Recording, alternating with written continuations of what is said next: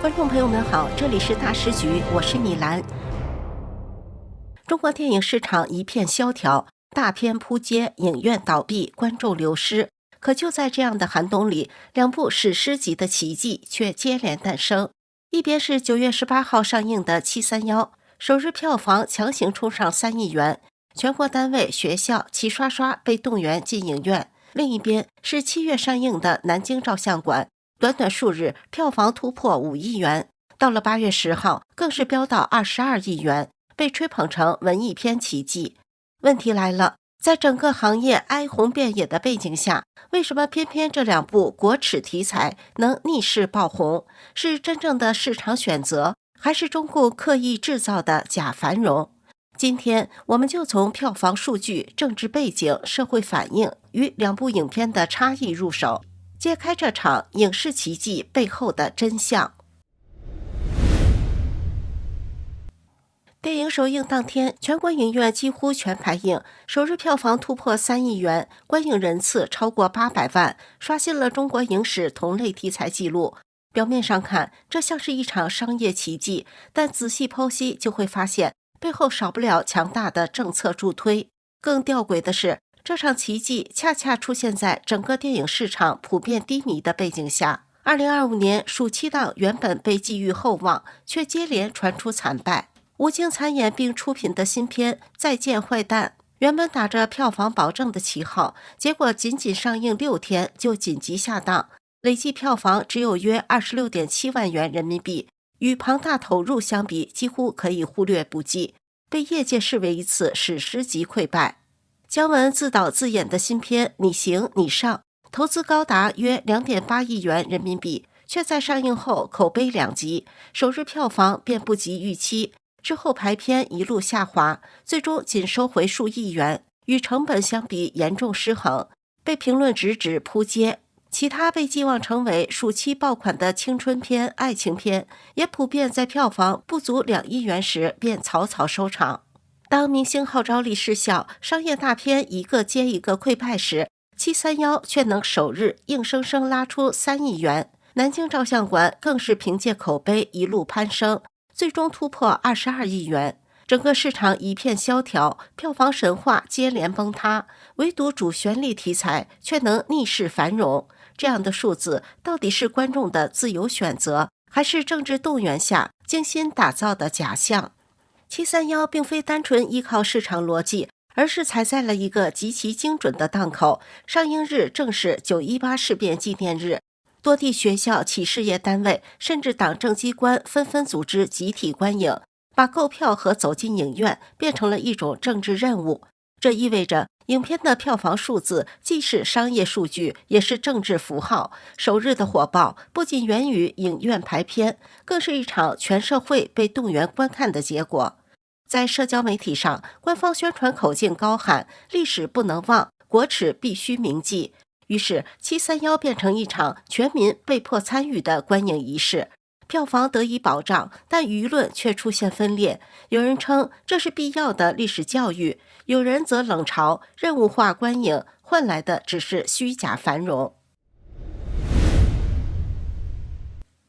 真实历史：1930年代末，日本关东军在东北设立了一个名为防疫给水部的秘密单位，即后来广为人知的731部队，名义上是公共卫生与饮水安全研究，实际却进行了大规模的军事试验，包括病原体散播、极端环境测试以及人体承受力研究。据研究学者估算，数以万计的平民和战俘在那里失踪。这段历史在很长时间里被掩盖，直到战后的国际审判和幸存者证词逐步揭露，才让世人知晓当年的残酷。影片呈现731采用了极端直白的表现手法，抓捕平民、密闭空间实验、极寒环境测试、身体极限试验，大量受害者消失在黑暗的设施里，连痕迹都不复存在。这些画面不仅让人毛骨悚然，更在心理上制造了一种失踪的阴影。影片中的恐怖感并不只停留在历史层面，社交平台上不少观众立刻联想到现实，失踪人口、案件调查不透明、社会不公，历史里的受害对象与现实中无力求解的普通人被重叠起来。有人评论，历史残酷，但至少有影像能记住，现实才是最恐怖的，因为很多真相都被掩盖。还有人写道，如果连公众人物都能消失得不明不白，普通人又该怎么办？显然，这是在影射近期娱乐圈离奇事件。在网络空间，风雨再大点，伞就破了，成为刷屏留言。它既是对电影残酷感受的延伸，也是在暗喻普通人在社会风险和权力结构面前的无力感。学者分析指出，影片的极端画面与观众对现实焦虑的共鸣，形成了心理上的历史现实双重恐惧。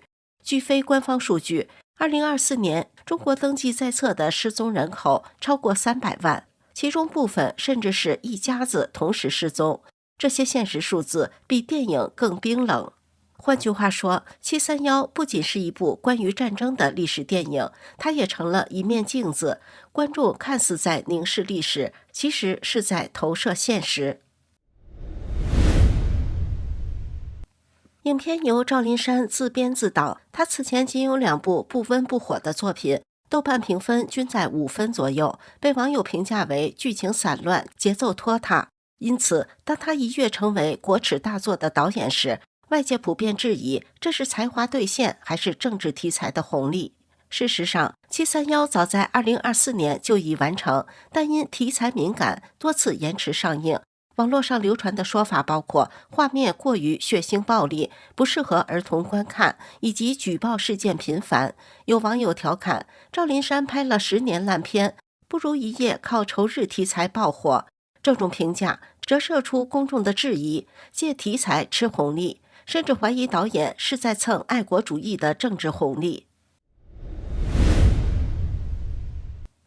9月18号，电影制作方发布声明，警告任何恶搞、篡改或商业利用都属违法。但这一纸声明并没有阻挡网友的创造力，社交平台很快涌现大量2次创作，有人将片名改为《京城消失的她》。海报里暗指于朦胧坠楼事件，有人制作拼贴视频，把极端实验场景和现代社会事件拼在一起。这种恶搞并非纯粹取乐，而是一种网络化抵抗。在官方叙事中，观影是政治动员，在网友手里，它被转化成讽刺的素材。恶搞成为一种集体心理调节，一边配合完成任务化观影，一边用幽默表达不满。与此同时，抵制声也在猫眼等平台集中爆发，大量评论直指消费历史伤痛，却对现实苦难视而不见。现实生活比电影更恐怖，甚至有人影射时政，评论区刷屏，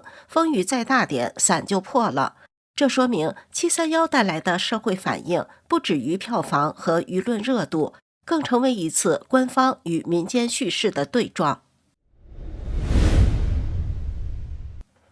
南京照相馆于7月25号上映，聚焦南京大屠杀；731则选在9月18号918事变纪念日上映。虽然时间不同，但2部片子同样锁定历史创伤题材。数据显示，731首映日票房突破3亿元，观影人次超过800万。南京照相馆首日票房约 1.06 亿元，上映第4天累计突破5亿元，到8月10日更是累计超过22亿元。对比可以看出，731依靠高排片与集体动员，在短时间内迅速拉升数字。南京照相馆借由口碑发酵与宣传扶持，在暑期档中持续累积票房。2部电影表面上一快一慢，实际上却遵循同一套逻辑，借由主旋律题材制造情绪场景，既要营造国耻教育氛围，又要在影视寒冬里造出一个繁荣假象。值得注意的是，这类历史题材影片在教育与情绪动员上具有象征意义，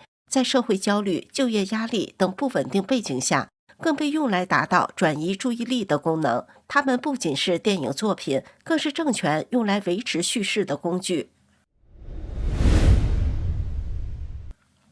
731在影院里呈现的是一种极端化的震撼教育，但观众心理反应却远比电影本身复杂，有人流泪，也有人愤怒和压抑，转而在网络上以恶搞、讽刺的方式来化解。这种反差揭示了一个核心问题：观影行为本身究竟是出于个人意愿，还是被动卷入一种政治仪式？一位网友直言：“我不是在看电影，我是在完成任务。”另一位留言补充：“电影里的血腥震撼我，但走出影院，面对现实社会的不透明和无力感，我更害怕。